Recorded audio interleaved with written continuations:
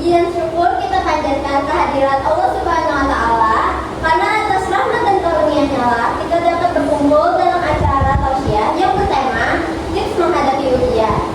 Salawat serta salam juga kita curahkan kepada junjungan besar kita, yaitu Nabi Muhammad SAW beserta keluarga, sahabat, dan pengikut beliau hingga akhir zaman. Hadirin yang berbahagia, ujian bukan hanya sekadar penilaian akademik, tetapi juga menjadi proses untuk melatih mental, disiplin, dan tanggung jawab kita sebagai pelajar. Melalui ceramah ini, kita akan mendapatkan tips dan motivasi agar lebih siap menghadapi ujian dengan percaya diri. Sebelum memasuki acara ceramah, marilah kita dengarkan terlebih dahulu lantunan ayat suci Al-Quran yang akan dibacakan oleh Muhammad Faris Nabi Al-Mutahidi dan akan diterjemahkan oleh Muhammad Imam Al-Khandisi.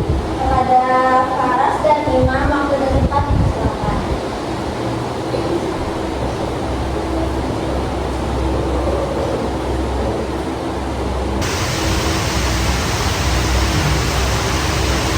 A'udzubillahi minasyaitonir rajim. Bismillahirrahmanirrahim.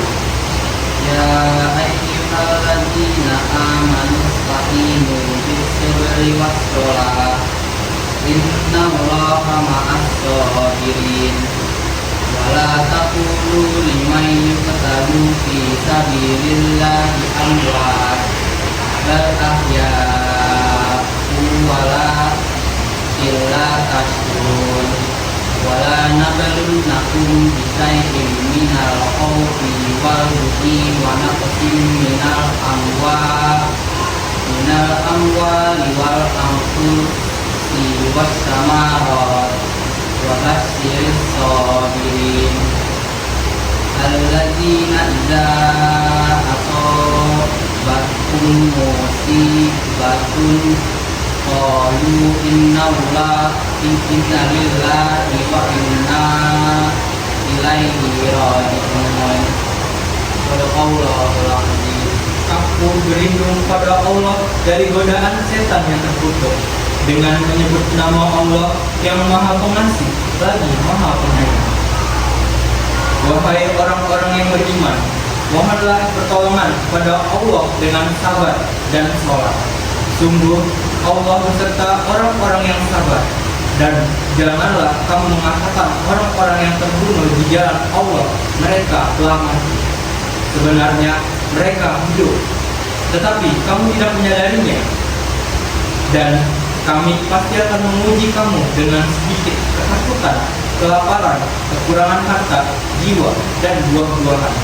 Dan sampaikanlah kabar gembira kepada orang-orang yang sabar, yaitu orang-orang yang apabila ditimpa musibah mereka berkata, Inna lillahi wa inna ilaihi raji'un.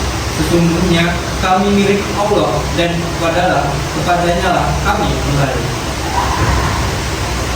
Insyaallah, tabarakallah. Terima kasih kepada Muhammad Faras Nabi Al-Mutahidi dan Muhammad Imam Al-Khandisi yang telah membacakan ayat suci Al-Quran pada hari ini. Semoga kita semua yang mendengarkan mendapatkan rahmat dan hidayah dari Allah Subhanahu wa Ta'ala. Amin amin ya rabbal alamin.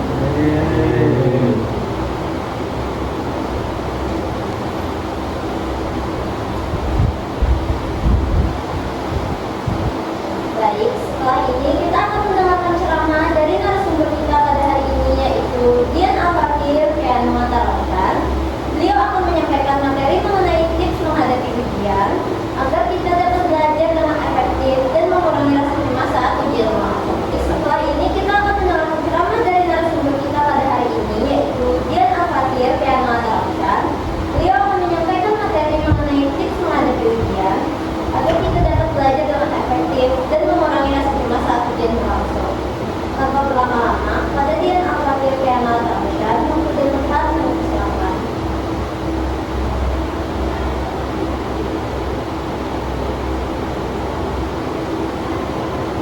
Assalamualaikum warahmatullahi wabarakatuh.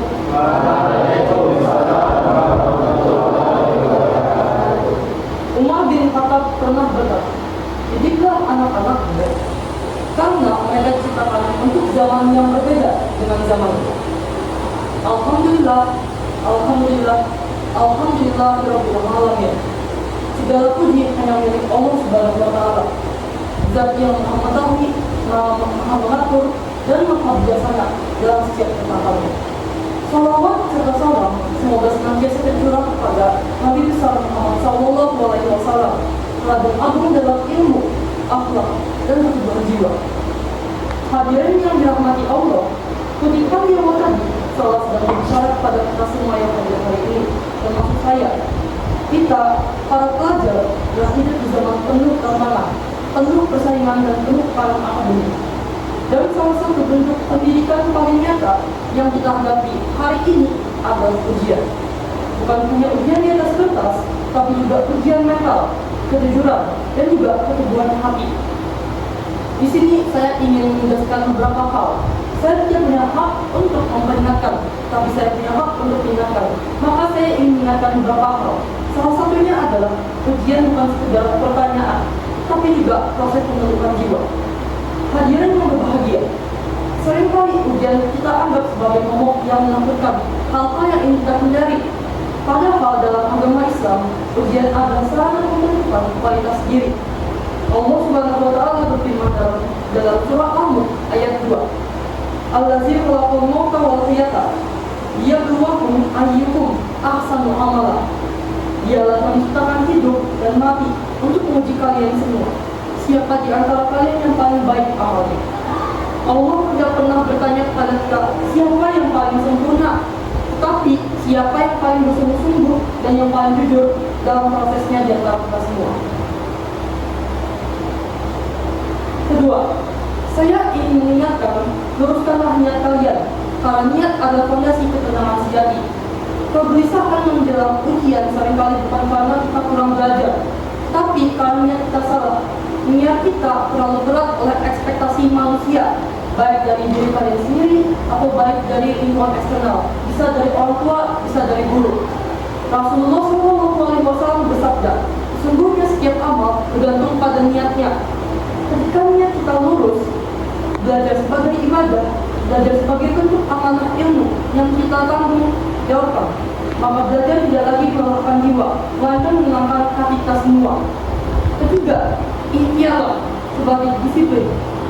Sayyidina Ali bin Abi Thalib pernah berkata, nilai seseorang terletak pada apa yang ia ketahui, namun ilmu tidak datang dari kepanikan. Ia tumbuh dari disiplin, kesabaran, dan juga konsistensi. Belajarlah secara bertahap, sabarlah, karena ilmu mencintai ketekunan, bukan keterpaksaan dari kalian. Keempat, doa. Seringkali ada di antara para pelajar yang sombong. Mereka akan belajar dari pagi, siang, hingga malam. Mereka akan belajar tanpa henti. Mereka tidak makan, tidak minum, tidak mandi. Tapi mereka melupakan satu hal, doa. Mereka begitu sombong, mereka begitu percaya dengan apa yang mereka kerjakan. Saat hati kalian yang gelisah, maka ingatlah firman Allah Subhanahu wa taala dalam surah Ar-Ra'd ayat 28. Allah bizikrillahi tatma'innul qulub. Hanya dengan mengingat Allah, hati menjadi tenang. Selain itu ada juga doa dari Nabi Musa yang pendek sekali, tapi banyak sekali maknanya. Fabizidni ilma. Dari sini kita sudah mengetahui bahwa Allah adalah sumber ketenangan dan juga kecerdasan kita. Dua hal yang sangat kita perlukan sebagai pelajar. Kelima, kejujuran. Kejujuran adalah nilai yang lebih tinggi daripada angka di kertas kalian. Nilai yang ada di rapor. Seringkali orang-orang mengalami godaan mencontek. Itu wajar.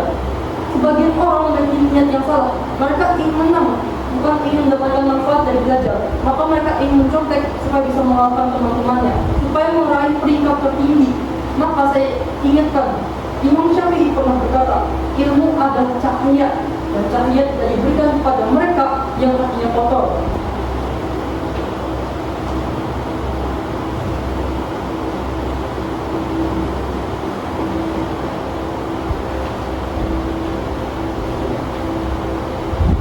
Yang keenam, jagalah keseimbangan. Seringkali kita zalim pada diri kita sendiri ketika kita belajar. Kita tidak makan, tidak minum, tidak beristirahat, tidak tidur.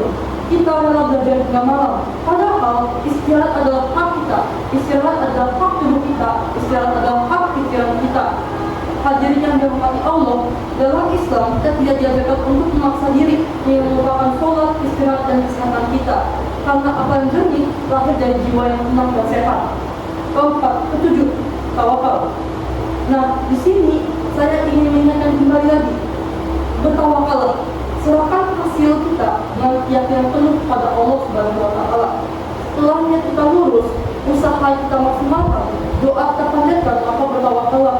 Allah Subhanahu wa Ta'ala pernah berfirman dalam surah At-Talaq, "Wa man yatawakkal 'alallahi fa huwa hasbuh." Barang siapa yang bertawakal kepada Allah, maka Allah akan mencukupinya.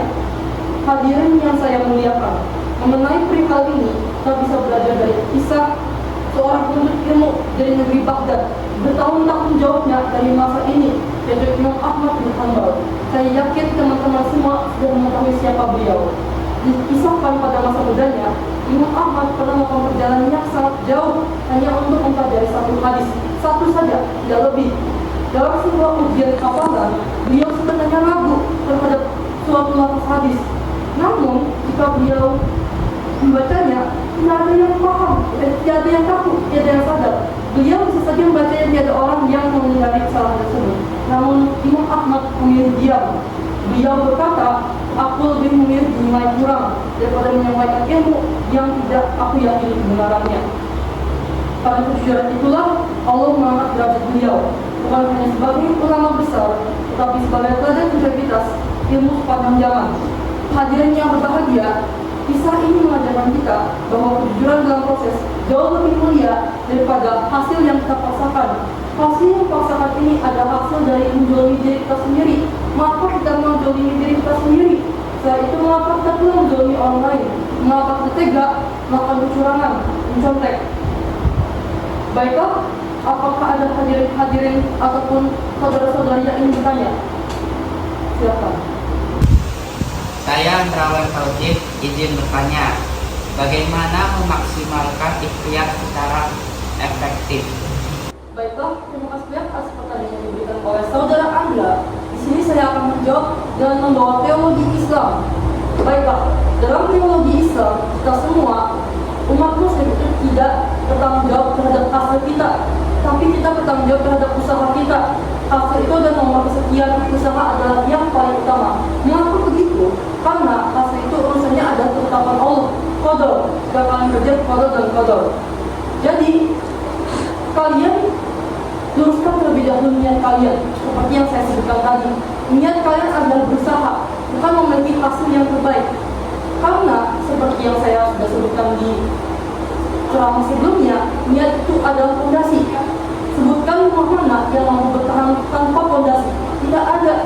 Jika Anda bekerja sekuat mungkin, sekeras mungkin, bahkan mungkin hingga menjolimi diri sendiri, jika niat Anda tidak lurus, maka itu tidak akan bisa menjadi ikhtiar yang baik. Teman-teman juga bisa memahami hal tersebut. Jika teman-teman memiliki niat yang salah, maka jangan harap ikhtiar kalian efektif. Maka luruskanlah niat kalian. Niat kalian sebagai pelajar adalah menuntut ilmu, bukan mendapatkan peringkat yang tertinggi, bukan mendapatkan hasil rapot yang jernih, yang bagus, yang saya bilang kalian tapi untuk belajar, untuk mendapatkan manfaat, untuk menerima ridho dari Allah. Selain itu, saya juga ingin teman-teman memahami konsep kausalitas atau sunnatullah. Nabi Muhammad juga menggunakan konsep ini dalam strategi perencanaan dan juga perang, di mana misalnya saja kita ini sebagai manusia hendaknya bekerja keras dan juga pintar. Tidak hanya bekerja keras saja, tidak hanya bekerja pintar saja, tapi juga kerja keras, kerja pintar. Di sini hendaknya kalian belajar ilmu yang relevan. Misalnya saja saya bawakan analogi, kalian besok mengalami ujian biologi, maka belajarlah materi yang kalian paling sering salah terlebih dahulu. Mengapa yang paling sering salah? Karena itu adalah lubang kalian, kelemahan kalian. Maka pelajarilah bagian yang paling relevan. Jangan lupa istirahat, jangan lupa sholat. Maka gunakan juga kemampuan berpikir kalian. Tapi saya ingin menegaskan, luruskanlah niat kalian terlebih dahulu. Ada lagi? Silakan. Perkenalkan, nama saya Mikaela Kalistal Sofian. Saya ingin menanyakan bagaimana cara mengatasi rasa takut gagal terhadap ujian agama menurut sudut pandang Islam. Terima kasih. Baiklah, terima kasih kepada saudara Milo atas pertanyaannya. Sekali lagi saya ingin mengingatkan bahwa salah satu jawaban dari perkara ini adalah niat. Mengapa saya ingin mengingatkan kembali niat? Karena banyak di antara kita yang masih salah dalam belajar. Kita memiliki niat yang salah. Jika fondasi tidak ada, bagaimana rumah kita? Jika niat saja salah, niat saja tidak betul, bagaimana ikhtiar kita efektif? Padahal ikhtiar itu penting. Maka saya ingin mengingatkan kembali niat. Baiklah, dalam agama Islam, tanggung jawab kita itu tidak berada pada hasil. Tanggung jawab kita itu ada pada usaha. Allah yang mengatur hasil kita, bukan kita. Dia tidak punya kontrol atas hasil yang kita harapkan. Dalam agama Islam, semua amal itu bergantung pada niatnya. Maka hendaklah Milo dan juga teman-teman yang hadir hari ini menentukan niatnya terlebih dahulu. Sebagai pelajar, ingatlah, perbaikilah niat kalian, di mana niat kalian itu bisa belajar sebagai tanggung jawab kalian terhadap peran kalian sebagai pelajar, mungkin supaya kalian memanfaatkan manfaat dari proses belajar kalian, tapi bukan untuk mendapatkan peringkat teratas. Bukan itu niat yang ingin kita tetapkan. Bukan itu. Selain itu, saya ingin mengingatkan tawakal. Dalam surah Ali Imran, Allah Subhanahu wa Ta'ala bersabda, hendaknya hanya kepada Allah lah orang-orang beriman dan bertawakal. Jadi hanya kepada Allah, sekali lagi saya ingatkan, kita bertawakal. Maka serahkanlah segala-galanya itu kepada Allah. Karena sekali lagi kita tidak ada sangkut pautnya dengan hasil, tapi kita ada sangkut pautnya dengan usaha. Maka seorang berusaha itu berusaha dengan sebaik mungkin, berusaha keras, berusaha pintar. Pelajari bagian kalian, berusaha sungguh-sungguh. Tapi ketika hasilnya sudah tiba, maka kalian serahkan saja semuanya sepenuhnya kepada Allah. Karena apa yang bisa kita lakukan sebagai manusia? Tidak ada. Kalian bisa belajar sampai mahal, sampai menjauhi diri kalian sendiri. Sampai kalian tidak tipes, kalian juga boleh belajar. Tapi hasilnya tetap berada pada Allah, tetap tangan Allah. Ada apa lagi? Silakan. Perkenalkan, nama saya Dinda Prasapipi. Seperti yang kita tahu, orang tua selalu menuntut kita untuk mendapatkan nilai yang lebih bagus dan untuk meraih juara pertama. Hal tersebut terkadang memicu stres dan depresi kepada murid, dan bahkan kemungkinan terburuknya bisa memunculkan keinginan untuk bunuh diri. Kira-kira langkah yang benar dari sudut Islam pada anak murid tersebut apa yang harus dilakukan? Terima kasih. Baiklah, terima kasih atas pertanyaan dari saudari Amini. Saya izin menjawab. Jadi yang pertama, alangkah lebih baiknya dan setiap orang tua yang punya anak mesti tahu bahwasannya anak itu adalah amanah. Jadi Rasulullah SAW pernah bersabda, setiap di antara kalian adalah pemimpin dan kalian akan dimintai pertanggungjawabannya atas segala hal yang kalian pimpin. Oleh karena itu, orang tua adalah pemimpin bagi anaknya, dan selaku pemimpin, orang tua juga akan dimintai pertanggungjawabannya terhadap anak yang ia pimpin. Dalam surah Al-Baqarah, Allah Subhanahu wa Ta'ala tidak membebani kita di luar kesanggupan kita, bahkan sesuai dengan kesanggupan kita. Jika Allah Subhanahu wa Ta'ala sendiri tidak membebani kita di luar kesanggupan kita, mengapa orang tua tega membebani kita di luar kesanggupan kita? Ini adalah bentuk kezaliman. Kezaliman itu hanya berupa fisik seperti memukul atau kekerasan lainnya, tapi juga bisa berupa psikologis, ditekan hingga di luar batas kesanggupan. Oleh karena itu, setiap orang tua mesti memahami konsep amanat ini dan juga kezaliman. Selain itu, jika anak sudah pada kondisi mental yang rapuh, di mana mungkin dalam hal ini akan melakukan bunuh diri, jadi saya ingatkan kembali lagi, bunuh diri itu haram dalam agama Islam, dan setiap mereka yang bunuh diri akan di dalam neraka selama-lamanya, dan dia akan dihukum dengan cara bunuh diri yang sama. Misalnya Anda menusuk diri Anda sendiri ke leher, maka di neraka Anda akan menusuk leher Anda berkali-kali selama-lamanya hingga waktu yang tidak ditentukan. Nah, oleh karena itu, agama Islam menekankan langkah komunikatif, musyawarah. Oleh karena itu, orang tua sebaiknya bermusyawarah dengan anaknya, tidak memaksa. Maka sebaiknya kita berusaha berbicara terbuka dengan anak kita. Apa yang anak kita sampaikan, hendaknya kita membuka dengan baik. Kita belum jadi orang tua, tapi kalau kita bisa jadi orang tua, maka kalian mestinya paham hal ini. Jika anak kalian itu sudah di luar pada kesanggupannya, sudah rapuh, maka berusaha berkomunikasi dengan baik. Pahamilah apa yang dia inginkan dan pahamilah masalah dia saat ini. Jangan tutup mata, janganlah jika anak kalian sudah rapuh, kalian buat rapuh lagi dengan cara melemparkan pernyataan Anda. Ada lagi? Silakan. Perkenalkan, nama saya Meisha Nadia Putri. Saya ingin bertanya, jika kita sebagai murid merasakan burnout karena persaingan yang ada di sekolah, sehingga kita tidak fokus dalam pembelajaran atau hal lain sebagainya, apa sih hal yang bisa kita lakukan agar kita bisa menghindari hal tersebut terjadi lagi? Baik, terima lagi saya ingin mengingatkan tasyik-al-niat, teruskan niat kalian. Seringkali kita mengalami burnout karena niat kita berubah. Dari awalnya belajar untuk menuntut ilmu sebagai tanggung jawab kita sebagai pelajar, kita malah berubah menjadi mengalahkan saingan kita, sehingga akhirnya kita justru mengalami burnout. Kita terus-menerus membandingkan diri kita sendiri. Oleh karena itu, maka luruskanlah niat kalian terlebih dahulu. Kedua, dalam agama Islam ada konsep keseimbangan, di mana hidup itu mesti seimbang. Kalian mestinya sudah belajar ini, karena kita sudah belajar ketika kelas 10 semester 1. Jadi, hendak yang kita seimbang di dunia ini. Misalnya, Anda belajar yang cukup, maka Anda juga berhak menerima istirahat yang cukup. Jangan banding-bandingkan diri Anda, jangan bandingkan diri Anda. Pikiran butuh istirahat, tubuh butuh istirahat. Hadirin yang saya muliakan, saya harap teman-teman sudah memahami apa yang saya sampaikan dan ingatkan hari ini. Ingat, ujian akan berlalu seiring waktu, namun kejujuran, kedisiplinan, dan ketebaran hati akan selama-lamanya ada dalam diri kita. Umar bin Khattab pernah berkata, tidak ada kemuliaan tanpa ilmu, dan tidak ada ilmu tanpa kesabaran. Mari kita hadapi ujian dengan niat yang lurus, ikhtiar yang sungguh-sungguh, doa yang tulus, dan akhlak yang terjaga. Semoga Allah Subhanahu wa Ta'ala memudahkan dan menjaga rahmat kita, menenangkan hati kita, dan menjadikan ilmu cahaya kehidupan kita. Amin ya rabbal alamin. Saya akhiri. Wassalamualaikum warahmatullahi wabarakatuh.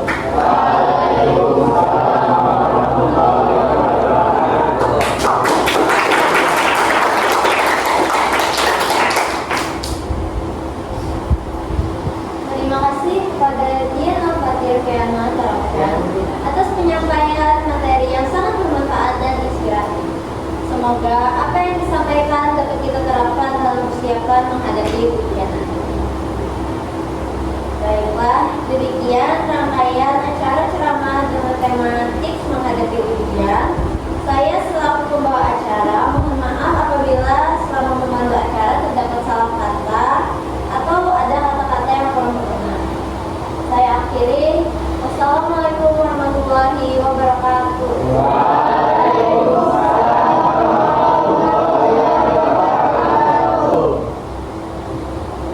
So show me family, all the blood that I will bleed. I don't know where I've gone, I don't know where I went wrong.